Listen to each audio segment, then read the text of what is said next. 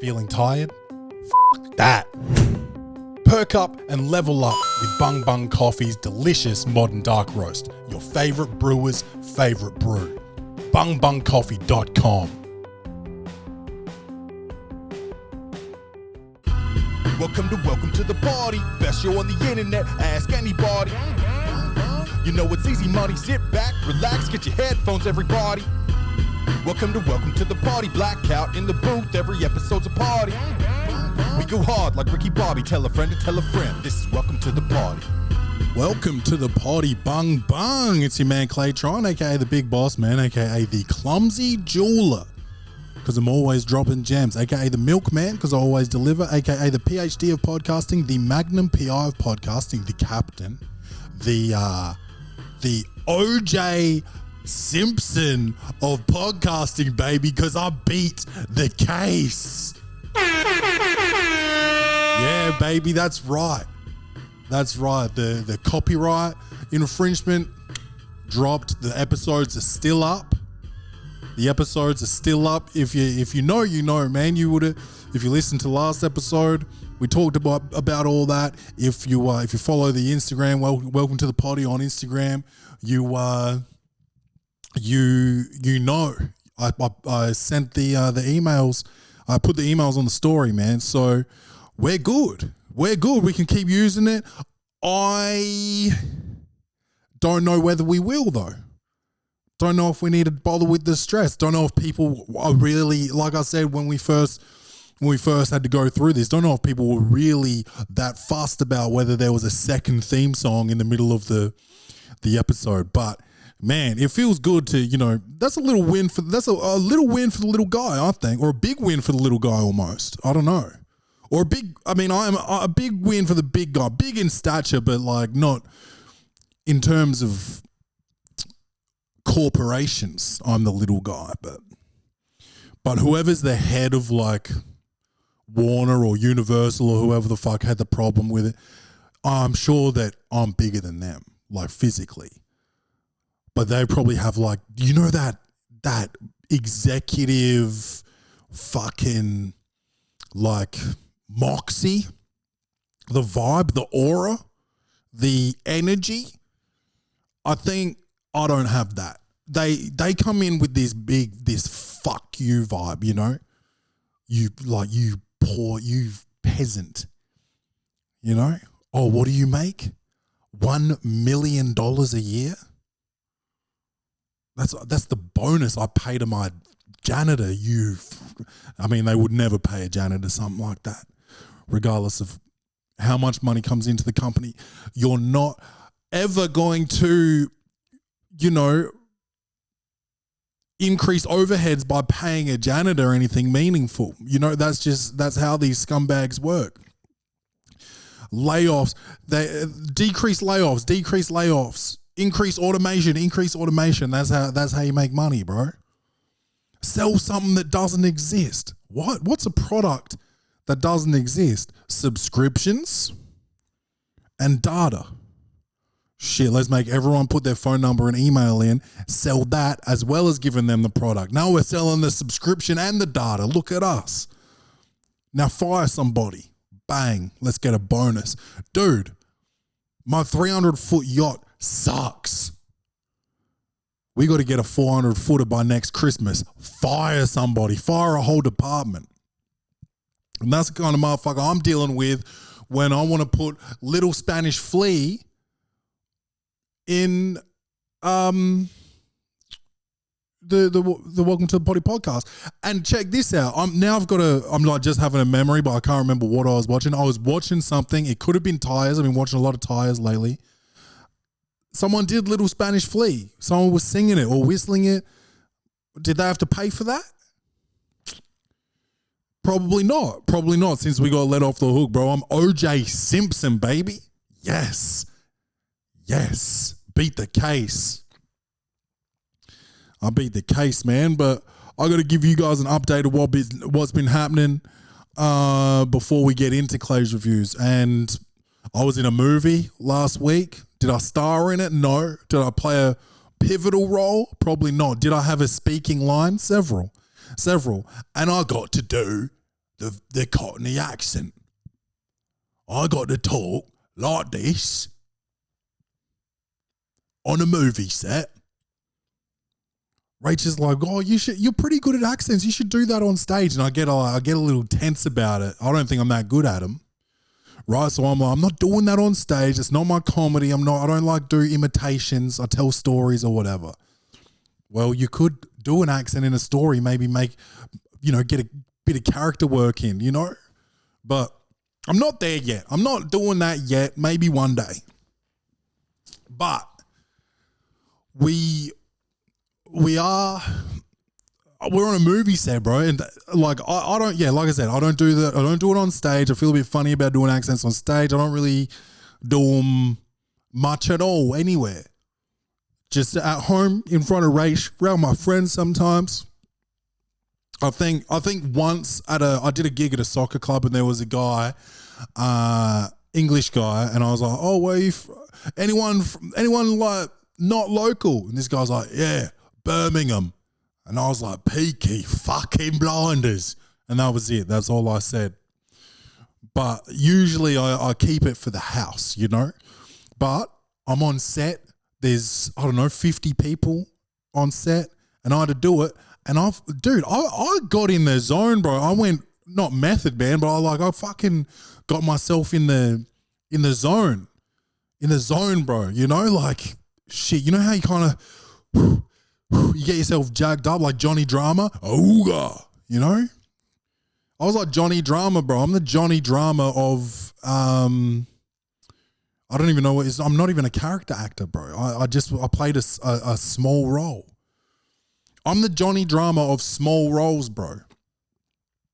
Viking Quest, bro. I'm Pacific Blue, bro. Man, you got to be an Entourage fan to sometimes get the references to what I'm saying. Pacific Blue, to remember that he wasn't on NYPD Blue, he was on Pacific Blue, is elite ball knowledge. But I went out there, bro, got in the zone, and they're throwing lines at me. I'm repeating them in my stupid fucking accent. I wasn't allowed to swear because I tried to do some riffing. I wasn't allowed to swear, so that's not going to be in it. Who knows if I'll even be in it? I could get cut out. Anyone could. I hope I'm in it. I wish I could tell you more, but I think it's like kind of secret situation, man. But I'm going to be in a movie. Pretty fucking jacked up about that I'm actually going to have a speaking role in a movie. That's pretty cool. Because the last movie I was in was Mortal Kombat. You guys know this. I was the security guard. I didn't have a speaking line and I didn't look tough. I looked low-key scared, and I thought at the time when we were filming that I had like a bit of a stank face on, and then you see it on the TV and you're like, oh, this is not it, bro. You look absolutely pussified, So that was disappointing. My face in Mortal Kombat was disappointing. It's for less than a second. It's a flash, so people don't get the chance really to be like, how much of a fucking pussy was that security guard? Because they're too busy looking at Jax. But I'm there and I look scared. And that's interesting, bro, because I thought I had a resting face. People say I've got resting bitch face, bro, which bitch face seems a little bit more intimidating than scared face. If I had resting scared face, I would predict that people would be coming up to me more regularly saying things like, oh, what's wrong? Are you okay? What happened? Because that is what I looked like on Mortal Kombat, bro. I looked like somebody that something happened to him, And that's not tough. I thought I was trying to be tough guy. I thought I was trying to portray tough. I watched it back. Not tough, bro. I wish I went to Video Village as an extra. I should have gone to Video Village and said, just pull that up. No, that's not going to do. Let's go again. But alas, we did not. But man, that was fun. That was fun. It was like cool to actually feel like somebody else. Cause I was Cockney and I didn't feel like shame or embarrassment with doing the accent. But if someone was like, bro, I dare you to just do the Cockney accent on stage tonight, just do 5 minutes Cockney, I'd go out there, Oh, sorry, that yawn came out of nowhere, man. I'd go out there and I'd be like, "Oi, fucking listen up," and I'd be like, "Oh, what a fucking loser," and I'd pop out. I'd pop straight out of it, I reckon. But on a movie set, I just felt like I was whoever that guy was. I didn't give myself a name. I should have given myself a name, but I was him. I was him, bro. That was pretty dope. So that was Wednesday last week. So that was actually before the episode even came out. But I record on like a Tuesday or Wednesday. So it drops on a Thursday. So sometimes there's going to be a little overlap. But yeah, man, I was in a movie. I was, I think, oh yeah, Kenny, man. Kenny, my son, if you're a new listener, Kenny is a legitimate Bulls fan now. So my man, Boardman, you guys know Boardman, ex producer of the Welcome to the Poddy podcast. He is a Lakers fan, but he's got respect. He's got respect for my household. So when Kenny was born, he bought him a little. Hey, Nina, cut it out. I'm recording, man. Hey, give it a rest. Nina, look. Look. Shut up. No, don't come here. Anyway, Nina's here. He's got respect. He's got respect for my house. So basically what he was talking about was he came in here with a gift for my son when he was born, or maybe on his first birthday. And the gift was Benny the Bull.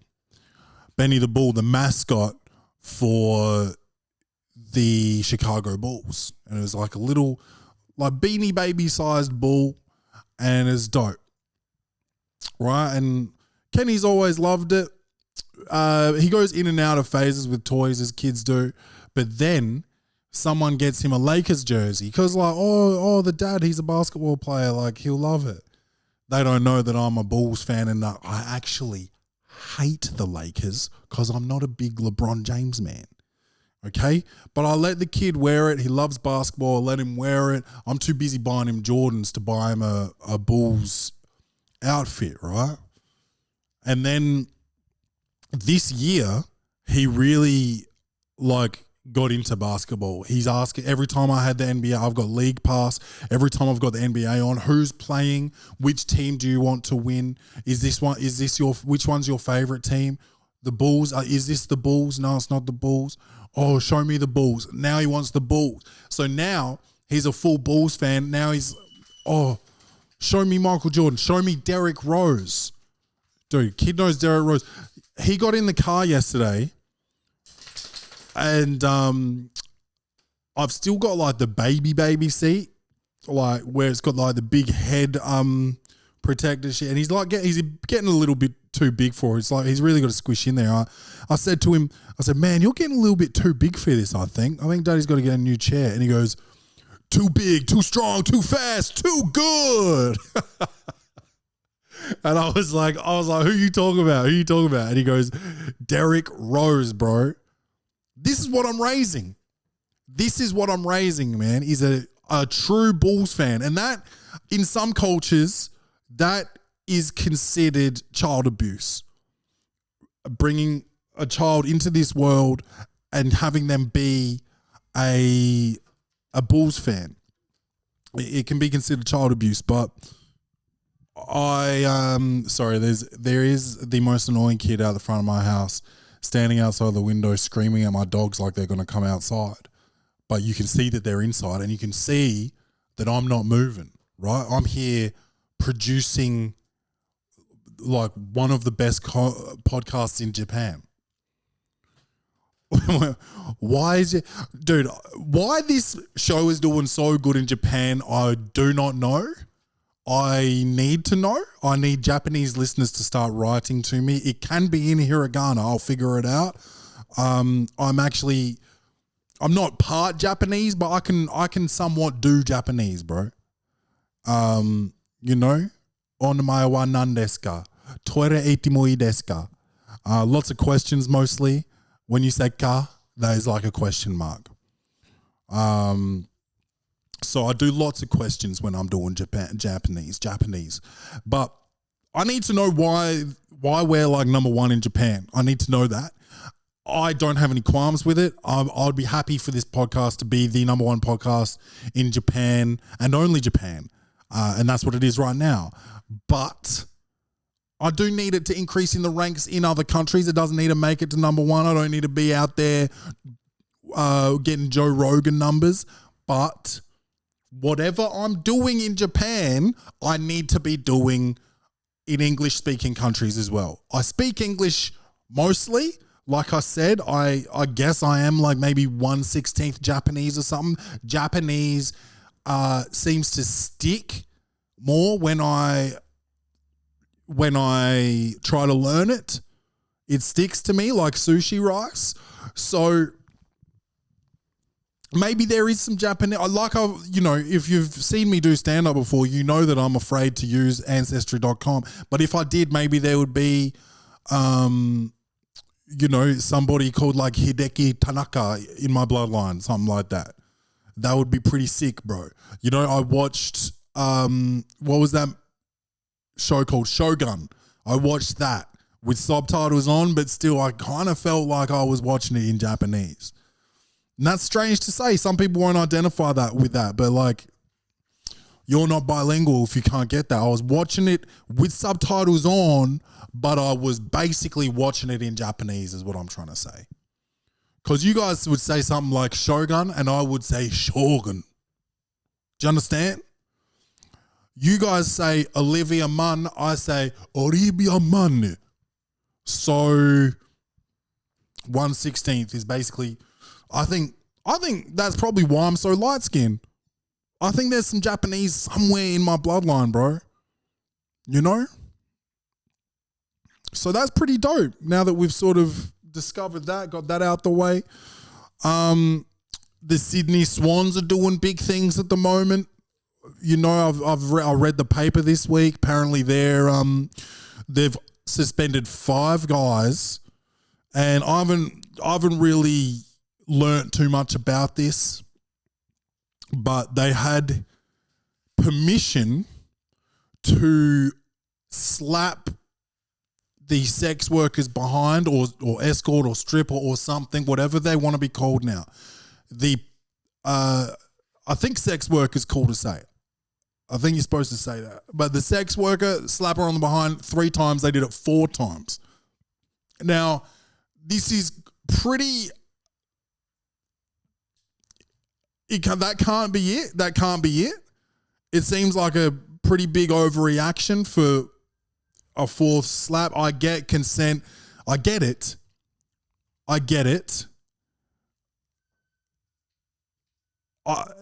The thing is, if you can't follow that rule, right? If you can't follow the 3 slap rule and you hit a 4th slap, then how safe does she feel? If she's like, okay, well, now I don't know when the 5th slap's coming, or the 6th, or the grab of the titty, or the hand slipping down my pants, or whatever the fuck else is going on.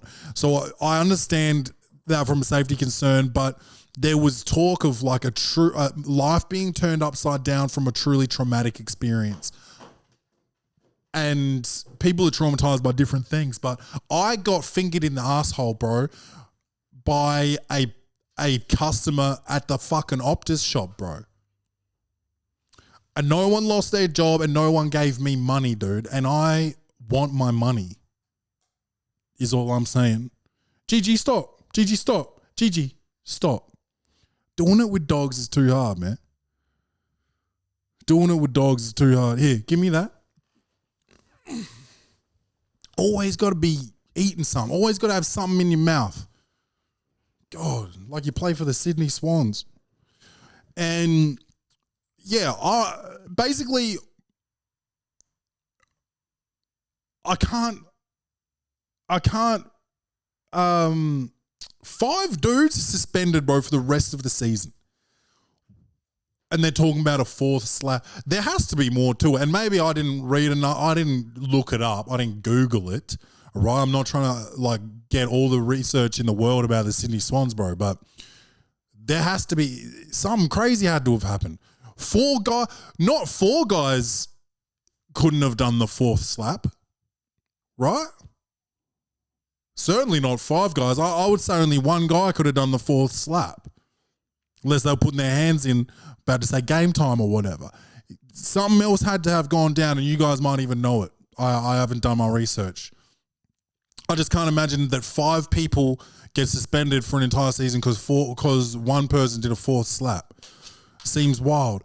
And before you start telling me I'm excusing the behavior of these people because they're athletes, that's not what's happening. I'm not excusing the behavior. I'm saying for a fourth slap, that seems like, it's the behavior is unacceptable, unbecoming. It's not on brand for a business. When you say it's just the boys or it's just footy culture, that's whack. You can't really I have to pause because of these dogs. All right, we're back. Anyway, I don't want to talk too much about the Sydney thing. Sorry, shouldn't sit down like that because you start looking like a little too relaxed. Like this is probably nicer. This is probably nicer for the footage. I got it. My posture's been terrible lately, but it doesn't help to sit on the couch. Anyway. The Sydney Swans, man, when you start talking footy culture, bro, I've got a joke. I won't tell you the joke, but I'll tell you the story.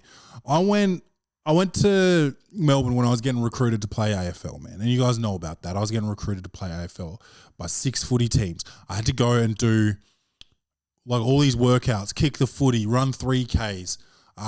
Meet the staff, meet the players, all types of shit. And one team didn't have me do any of that shit. They got me to meet with their recruiter, and he just did like the eye test, bro. And we met for coffee, and we sit down, and we're at this fucking busy cafe in Melbourne, and he asked me to stand up, and he gets up at the same time, and he starts like touching me and like grabbing my shoulders and running his hand around my shoulders, up and down my arms, across my chest, dude. He's like really sizing me up, and he's like, "Oh yes, boy, oh yeah." Like I felt like I was getting sold, bro. Like true slave trade type shit. That's what it felt like. I got out of there, and my agent was there, and I was like, "Bro, I'm not putting myself through this anymore to play footy." I was like, I love basketball. That's why I want to play it, because I love it. Yes, there's a bigger paycheck in footy. I'm going to be the worst player on the team. I'm going to have to work twice as hard to even get a game. I'm going to be playing like in the VFL where you don't even get like the what's it called? Accolades. You don't get the respect of an AFL. These dogs, bro. Hold on. Sorry, yeah. You don't even get the accolades, man, of being a footy player because you're in the lower league, right? So, and especially if you're in like a big city like Melbourne. Like when I was playing in the Seabull, I was playing in towns that like didn't have NBL teams a lot of the time. I was in Albury. I was in Brisbane. They might have had the Bullets. They might not have had the Bullets at the time. I was in Hobart, Launceston, Mount Gambier. These are all like the whole town comes out and watches you play, and then you can get pussy after the game, bro. Like the Sydney Swans, except consensual. And I was like, I'm gonna have to try so much harder just to get games at the VFL level. Or maybe not. I think you can be pretty average in the VFL. But like, if I want to actually get on an AFL ground, play at the G or whatever, I'm going to have to bust my ass. I'm going to have to do so much extra work. And I don't have the love for the game to do that. Whereas like with basketball, even if I'm the best on the team, I'll be busting my ass, you know? And I don't want to be feeling like I'm about to get put on a boat to go and work on somebody's plantation for free, if you know what I mean. And that fucking meeting had like a significant impact on me. That was so fucking crazy to like, and maybe he did that to all the white athletes too. But like I was touched and like prodded like a commodity. Oh yes, this will do. Like he said that. It's not just for the joke. Oh yes, very nice, very nice. Just wild shit, bro. I never even got an offer from that team either. I got an offer from one team, and it wasn't the team where I was like fucking getting judged for slave trade. So but I find it funny that when I met my agent Steve, I found like he was a lawyer, and I was like, so what kind of lawyer are you? Like corporate law, like because of the contracts and all that stuff. And he's like, nah, criminal, you know, could come in handy. And I was like, could come in handy, you know. And I'm thinking like with my life, I'm thinking like, oh cool, could get out of a speeding ticket or something. But like then you look at the Sydney Swans, bro, and it's like, oh, you're really legit talking about this could come in handy if you know, I administer the fourth slap. So I don't know if my agent represents any of those boys, but he could be having a busy week this week, you know. I don't know if he has to do PR stuff, but dude, some of these boys, they're losing sponsorships. No one's been charged with anything. They've been suspended for the rest of the season. They're losing sponsorships and shit. And hey, it doesn't sound like they were behaved. They were out drinking, doing drugs, partying, missed curfew.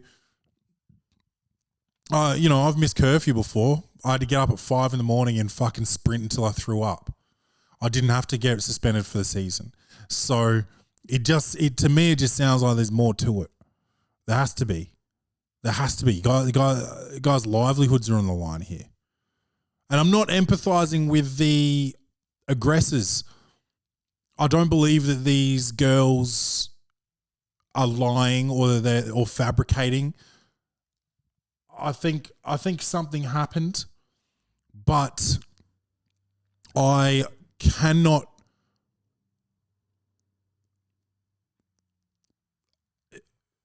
Yeah, for just the punishment. The punishment, man, seems excessive for the information that I have, at least. But yeah, man, we got gigs coming up. Maybe I won't plug straight after the sexual assault talk.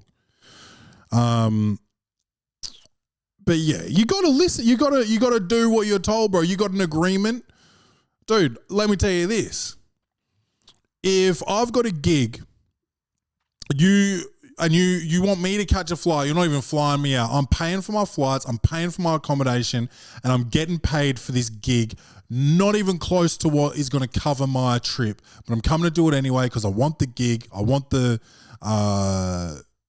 the reach, more eyes on me, whatever. So I go and do the gig, and you've agreed to pay me X amount of money. I should get that money. And if I don't get it, yeah, you should be suspended for the rest of the season. If I don't get it, I should get to slap you 4 times, honestly. So I know what an agreement is, bro. Don't get me wrong. And there's consequences for not sticking to the agreement. And you got to know how to stick to an agreement. And you got to have some self-control, buddy. Got to have some self-control. 3 times. And you think it's funny to play with somebody? Play with somebody's body? Like, oh, the boys will love it if I do a 4th one. Fucking hell. High price to pay for the boys to love it. You got to do things for the boys to love it from time to time. I understand that. I got a friend. We were on a pub crawl one time, and he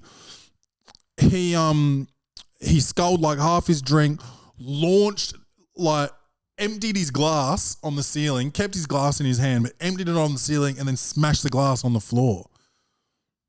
And initially we were like, what the fuck, bro? What's wrong? Are you okay?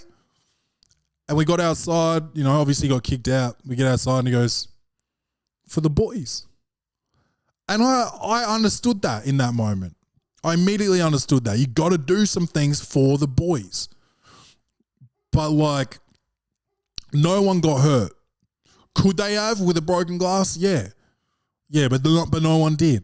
But, yeah, I guess that's it. That's threatening behavior too. That's, if there's people around, they're like, oh, what are they going to throw next? Where are they going to throw it? Who are they going to throw it at? Is that guy mad? Is he going to hurt me? Now I've got PTSD or whatever. Yeah, so that's kind of that's wild behavior too. That is wild behavior. But the wildest thing about all of it is that it was for the boys. And so now that I'm thinking about it, for the boys is a dangerous little cycle to sit in, bro. Especially if it's you doing it for the boys. If it's tits out for the boys, if you're driving past me and the boys where the pub was sitting out at the front of the pub under the brollies, and you're driving past and you see a group of fine young chaps and you pull your shirt down or up, dealer's choice. Tits out for the boys, that's pretty safe. But that is also, that's not going to give anyone PTSD per se, but distraction, bro. Some people could be driving by, see that shit. Now they've just driven into a bollard or something, to a parked car, into a cyclist. God forbid. God forbid. Dude, I was driving the other day, cyclists driving too wide, not even fucking pumping it, bro. They were going so fucking slow. I swear. Dude, I kind of hope that later that day a woman pulled her tits out and someone got distracted and ran into them, bro. That was the most ignorant shit I ever seen. That was out there, bro. To be cruising along that slow and not even budge, dude. Finish your conversation, you fuckhead. Nah. And people are, cyclists get too much disrespect, man. It's dude, I see this shit too much. And it can't be, I'm not just seeing the one fuckhead cyclist every time I see this shit, bro. There's too many of you guys doing this shit. And shout out to Harry, man. I know you're into the cycling, but I have to believe that Harry's one of the good ones, man. Because there's a lot of fucking clowns out there, bro. I can't stand it. It does my fucking head in. Every time I'm driving, I'm like, what is this fucking clown doing, dude? Anyway, they do my head in, man. They really do. Dude, my ex-girlfriend, bro, I remember I went to her house one time. I seen a couple bikes. I'm like, okay. I seen some Lycra. I'm like, oh, God. And then it turns out her dad was one of these guys, bro. Her dad's one of these guys. And I'm like, oh. And I asked him about it at dinner one time. He's like, yeah, every day. No, I don't miss a day. I'm like, what do you want, a fucking medal? What do you want me to say, congratulations? You want me to say that's amazing, bro? Dude, I've honestly, there's something to do with some people where they need feedback, reassurance or something. I get it, bro. You know me with the ladies. Tell me you love me, please. Tell me again. You haven't told me enough today. You've only told me 900 times today. I need that 901st I love you. That's me, bro. Used to be. I'm not like that. I can be. If I'm on a come down or hungover or just sad, I need it. I still need it, bro. But there's these people, bro. My hobby, the thing I'm into and you're not, I've done 1,000 days in a row. How about that? I don't care, cunt. How's that sound? I don't care if you skip a day. Oh, I haven't had a drink in 6 months. All right, bet, bro. Congrats, man. Get to a year. Doing 6 months installments, bro. Dude, I know people or person that, like, I haven't had a drink for 10 days. Oh, God, man. Good, man. You know? You don't see him for another 14 days. I haven't had a drink for 14 days. All right. It's not a success if it's like recurring, like if it keeps restarting, dude. 365 days, throw a party. After the party, don't fucking tell me again. Don't tell me again. And also, after the party, if you relapse, you're not allowed another party at 365. That's like a second wedding, bro. I'm not going. I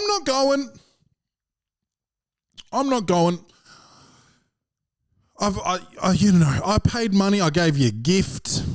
You know, I'm not going to the next one. I don't believe in you. I don't believe in the institution of marriage enough, really, to be traveling, spending time, money on your little love party, and you keep falling in love with different bitches and cheating on them or whatever it is that you're doing, that you need to have a second wedding or a third, bro. Or a fourth, bro. Some people have 4 weddings, man. Weddings. Not just like we're going to elope and get married again. It's like I'm having another wedding and, you know, fucking Susie's just as important to me as all these other bitches. So we're going to have a full wedding and you guys got to come. Bro, if I'm coming, you're paying. You pay for my suit, my shoes, my fucking socks, man. You buy your own wedding gift. You buy my car. You get my babysitter. You do it. 4 weddings, bro? I will not be a part of that, man. You make the joke sometimes, you know, like, oh, that was such a sick wedding, bro. Like, fucking make sure you invite me to your next one. Don't invite me to your next one, bro. I don't want to be a part of it. I don't want you rubbing your bad luck all over me, bro. When I get married, bro, I want it to be one time. Would have preferred 0 times, to be frank. Okay? Child of divorce. Grew up thinking, well, marriage is a bit of bullshit, isn't it? All of a sudden, now, and also that was before I even knew about how hard money is to come by and how quickly it escapes you. And now weddings are like the cheapest fucking wedding and most bogan shit you could do costs about 25 grand. Do you know what I could do, where I could go on holiday for 25 grand? And it is so deeply ingrained in the head of a woman, bro, that this day needs to happen and it needs to be big, that you can't even justify that. Like, dude, 30 grand? Imagine that. Like, we could get a fucking investment property, or we could go for a huge holiday for months. 30 grand. Let's do that. I want to celebrate our love. No, because celebrating our love would be really fun on a fucking boat in the Mediterranean Ocean, or sea, whatever it's called, bro. I'm not a geology fucking geologist. Is that even, what's a map guy, bro? Who gives a fuck? But I'm not that, you know? I'm not a fucking whatever, man. I don't know. I got to read more. I got to read more about the Sydney Swans. I got to read more about what the world is, and, you know, whatever cartography is, a guy that makes maps. But yeah, they're all worried about, like, beauty standards. You've made us believe that we have to have big tits and fat asses to be beautiful. I didn't make you believe that. All your magazines did. And also, it's more beautiful, bro. Sorry, I don't want to fucking that stick figure over there, Tilda Swinton or whatever. Sorry, man. Like, god damn. It is what it is. So you're telling me Pam Anderson's not objectively beautiful. Okay. I don't know if she had cheeks on her, but who fucking even bothered to look at her behind, bro, when the front looked like that? Do you know what I mean? So it was just, it's tough. It's at 5 o'clock. Golly.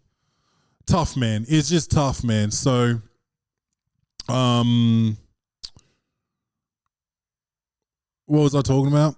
Oh, yeah. Yeah. Just weddings and how did I get there? I do this a lot. Forget how I go on a rant. I forget where it started.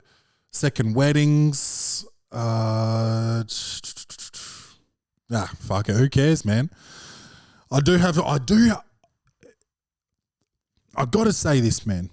And this is going to come off as like maybe some hater shit, but dude, there is a lot of shit. Hold on, I got to figure out a way to say this. Sometimes when you're going through it, right, with your partner, you can feel like you're the only person going through it. And I think I've talked about this before, and you feel kind of like, shit, what kind of bullshit situation am I in? You feel this, right? As a man, all right? And you're like, fuck, man, like, why is she doing this to me? Why am I the only person going through this shit, man? And then you talk to a mate about it, and you're like, yeah, dude, I don't know what I got to do. I don't know what I've done.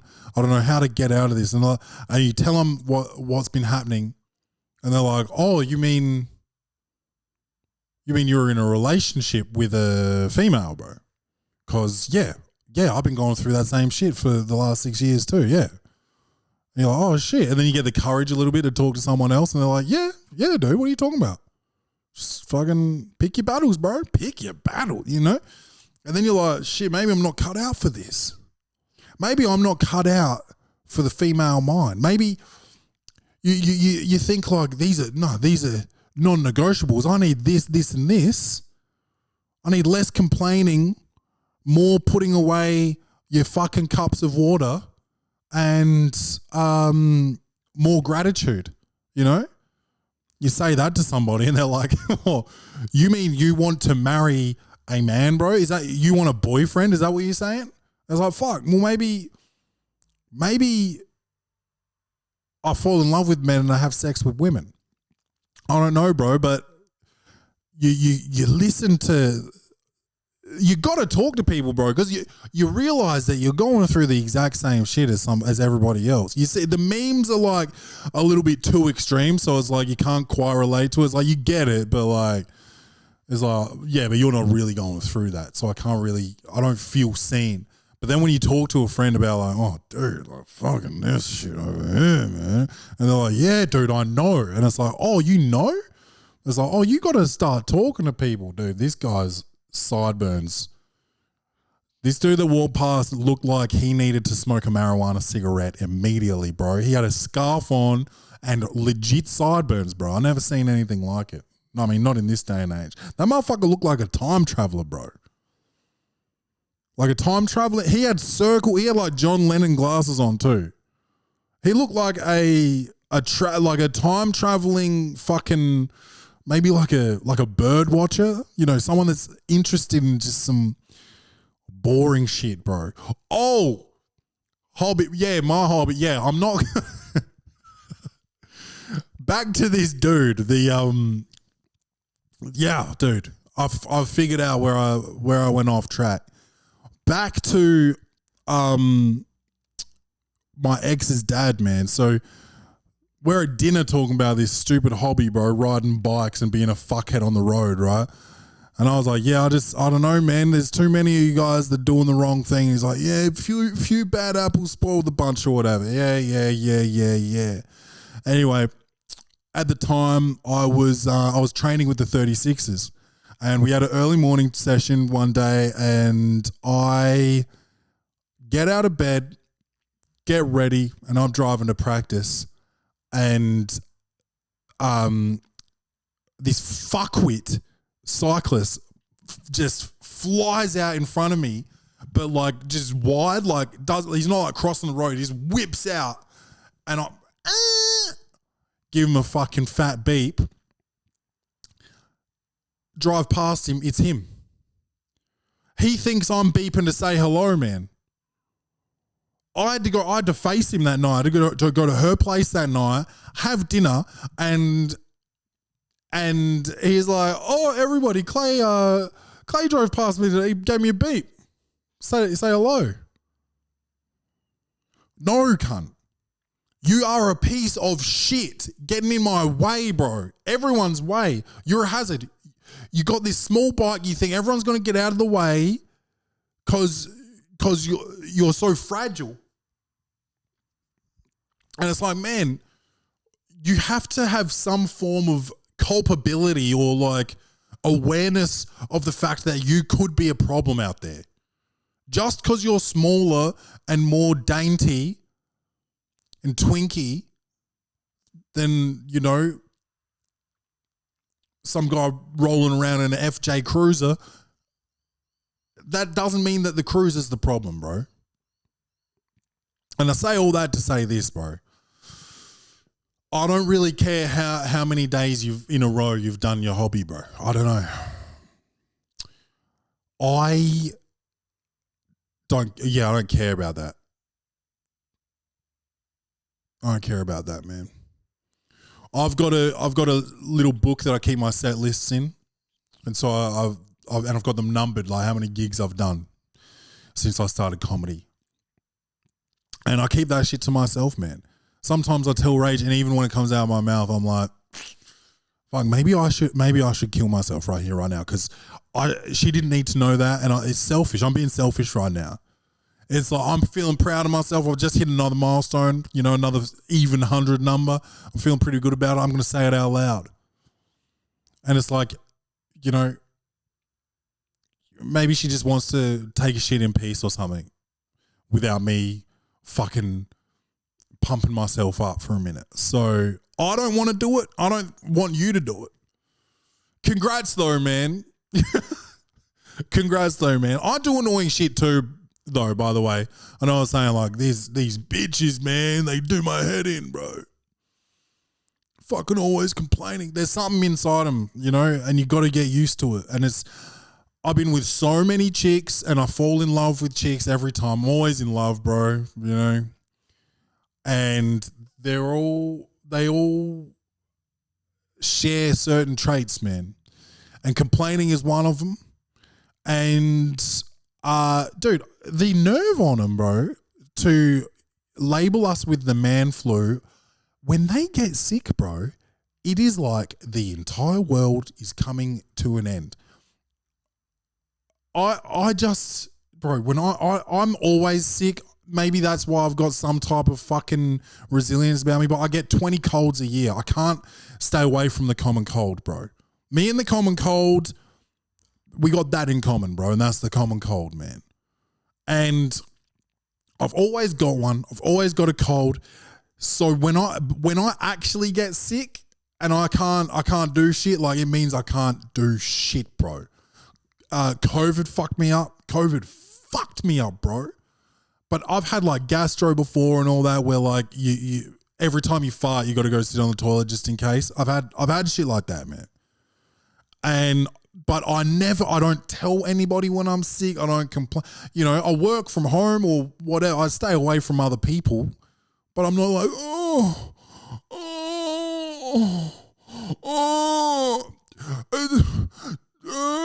you know, pay me attention. I shut the fuck up and I rest and I deal with it. I watch heaps of TV, blow my nose heaps, whatever. But man, some of the performances I've got to deal with, and I've had to deal with in my life, just with every lady, bro. And then they've got the nerve to call it the man flu, bro. I can't wrap my head around the man flu thing because, you know, I've lived with many men, and you know, I've seen guys get sick before, man, but nothing like, dude. I've seen a man skip training before, skip practice because of hemorrhoids before. That was probably the most man fluish shit I've seen. And hemorrhoids can hurt.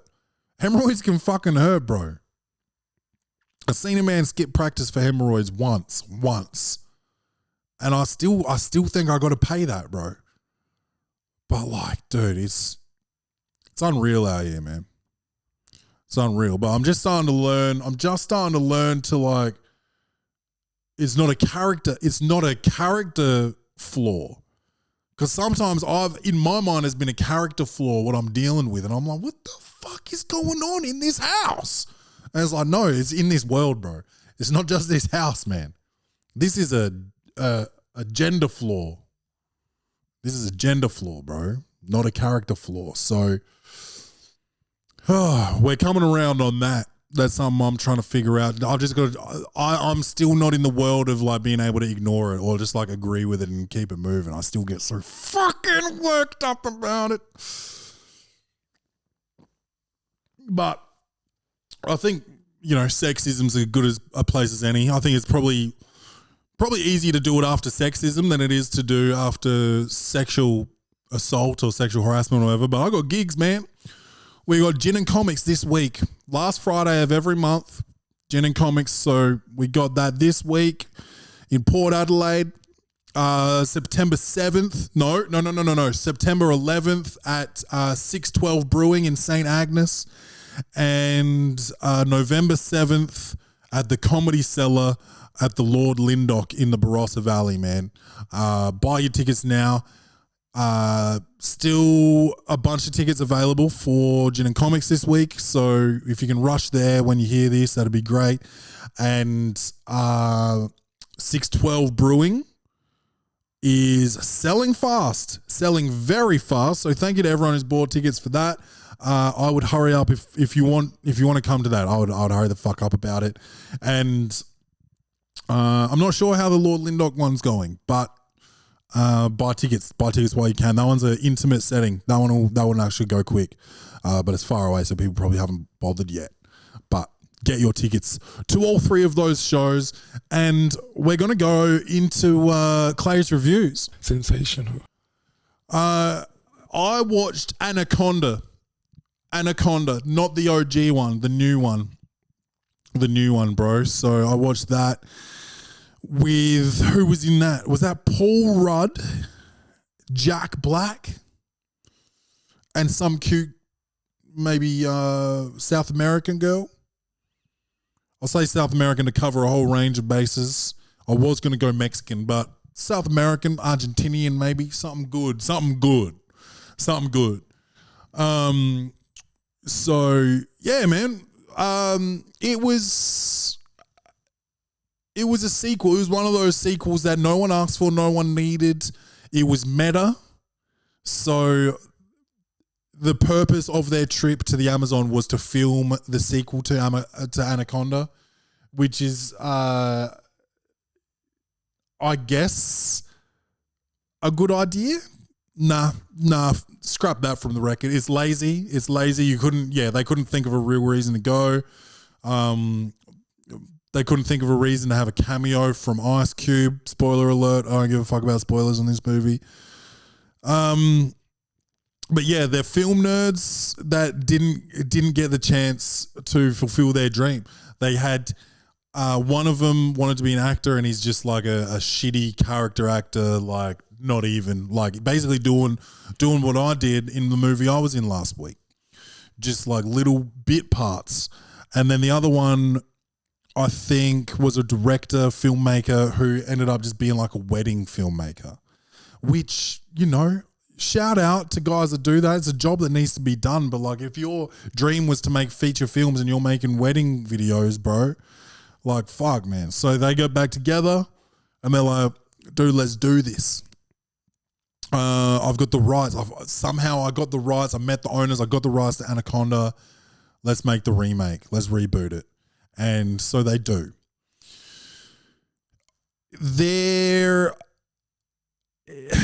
I don't know, man. I don't know I can't remember if it's CGI or practical. Most of it's CGI these days. And it was it wasn't very funny. The effects weren't great. The story was weak. It was just, I don't have much to say about it, man. I don't have much to say about it at all. I actually almost forgot that I watched it, bro. And all it did was make me think about like reptile situations that I've had. I've had a blue tongue lizard in my backyard. I'm not the only one. When I lived in Townsville, I lived in this place that was pretty sick. It was like an apartment complex with a huge pool, like resort style pool, like massive pool. Got in there every day almost when I lived in Townsville. I was up there for like maybe 9-10 months. And, dude, my man TJ, shout out to TJ. He was in town this weekend for NBL 1 Nationals. They won it. The Gold Coast Rollers actually won it. And dude, we haven't seen each other for over a decade, bro. And I was thinking maybe it's been like 7, 8, 9 years. He gets in the car. I'm like, dude, it's been a decade, man. And we kind of laughed. And then we sat silent for a second and thought about it. And we're like, oh shit, it's like been like 11 years. That's crazy. But we hung out. We went and got breakfast.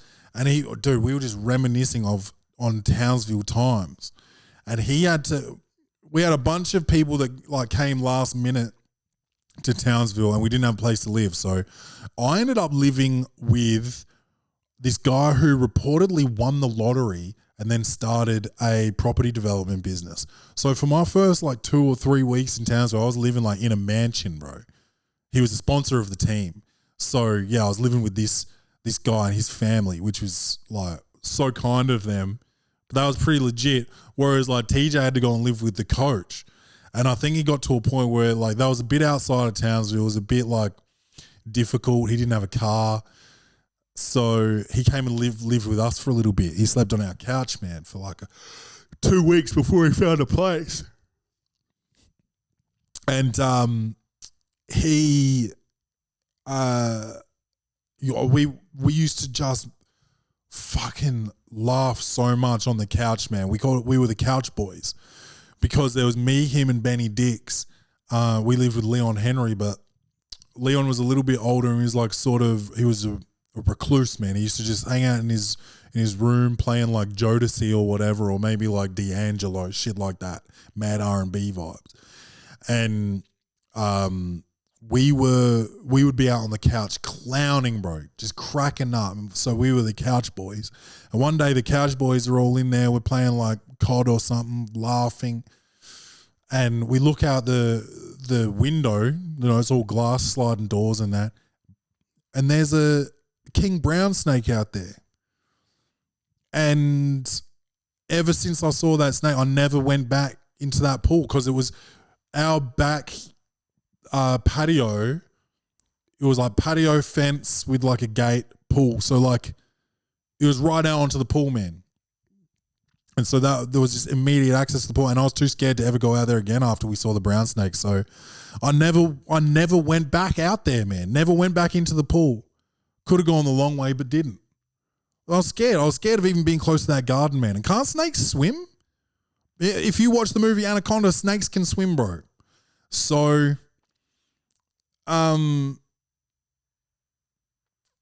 yeah, but that was cool. We got to see TJ.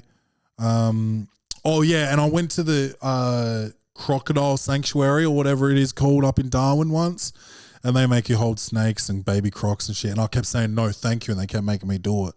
But I actually got to feed the giant croc, and it scared the shit out of me, bro. Because all I kept thinking was like, bro, you're gonna fall in here and get eaten by a croc in front of all these people. I'm not big on water or the animals that live in it. You guys know that about me. But I'm standing up there, I'm holding this broomstick with string tied around it, and the other end of the string is like hooked to like a filet mignon, bro. And the croc jumps out of the water and snaps it up. And I'm like, it's going to pull me in. And it didn't, obviously. I'm here to tell the tale, but I don't really fuck with a reptile, bro. They're not cuddly, they're not cute, they're not nice. They're cold-blooded assassins, just like that guy I was talking about at the start of the episode, the corporate douchebag. High upper echelon corporate. Just fucking like that cold-blooded mentality. Mamba mentality, bro. It's an important mentality to have, but It's killer, bro. It's killer. Dude, there's people that walk around the streets in like cities with snakes around it. Like during Fringe Festival, there's always a snake guy. I believe there was like a parrot guy last year or this year, guy with a parrot walking around. It's wild how much people want attention, man. People want attention so bad they'll get a parrot, they'll get a strange pet, bro. It's embarrassing, man. A person with a strange pet is not somebody to have kids with. You don't want somebody with I don't think ferrets, rats, parrots, crocodiles, snakes, bugs. I think you can get turtle. You can get away with turtle, fish, dog, cat. I'm not into mice. Guinea pig is as rodent as we can go, I think. Rabbit, you can have a rabbit. And if you're caring for animals like wildlife sanctuary, you can have kangaroos. But or if you live on a farm, you can have farm animals. But I am not feeling anybody with a reptile as a pet, bro. Or frogs too. Frogs, I'm not really about that, man. I'm not really about that, man. So I don't trust them. I think you're a weirdo. You're looking for attention. And you may as well be telling everybody about your hobbies. You know? I haven't gone a single day without Yeah? I haven't gone a single day without taking a shit, bro. Oh, I've done that plenty of times. I haven't gone a single day without taking a piss, bro. You want me to talk about it? You want me to talk about all the days, all the things that I haven't gone a single day without doing, bro? Like, dude, what are we doing here? That's the type of person you are, bro. If you have a pet fucking lizard. Attention-seeking behavior. You're the type of person that when you catch a cold, you start limping and shit. Like, what do you... Oh, my head. Oh. So what are you limping for if your head hurts? What are we talking about, man? And that's this movie. I pay this movie about as much respect as I pay someone who owns a snake as a pet, man. And I give this movie a 4.5 out of 10. And yeah, you can guess what I had as a snack when I watched it. Killer python, bro. Easy, bro. But 4.5 out of 10. That's all I can give it. I love Jack Black. I love Paul Rudd. Power to him. Get your money. Would I have done this movie? Yeah. Yeah, I would have. Absolutely. What accent would I have done? I think I would have worked on something South American, which I don't currently have in my bag. I don't South American. Brazil. I am the snake handler. I am the snake handler. Yeah, I don't have it in my bag, man, but I probably would have tried to go for something South American, man. But buy tickets to my shows. Don't send this episode to any women. This week, go ahead and just don't comment on any of the posts that come out. And we'll keep this one a secret because I guess I was maybe victim blaming, woman shaming, and shit hobby naming, man. So that's me. You know what it is. Claiming math comedy on everything. I love you guys. Make sure you love yourselves. And as always, bung bung. Oh my God. It's so big and strong. Bung Bung Coffee. Big, strong flavour. Competition? I don't think so. bungbungcoffee.com. Get yours.